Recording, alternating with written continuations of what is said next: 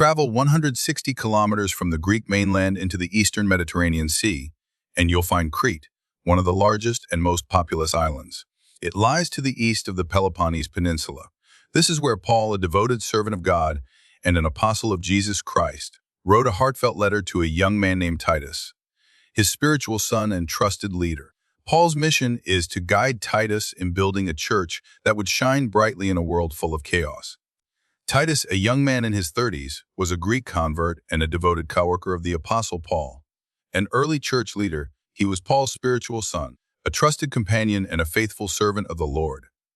Known for his efficient leadership and excellent administrative skills, Titus was the ideal choice for tackling some of the church's most challenging issues. The situation on the island of Crete was dire.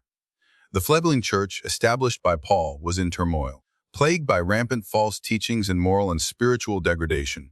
The future of Christianity in the region depended on stabilizing the church in Crete.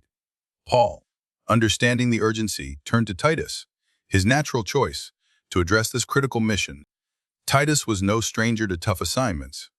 He had already proven his ability to unify the divided church in Corinth, which was riddled with myriad problems.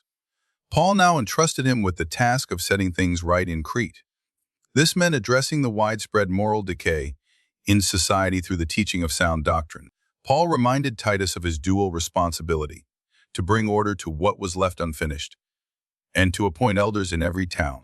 Paul provided clear guidelines for what these elders should be like: blameless, faithful, disciplined, self-controlled, and committed.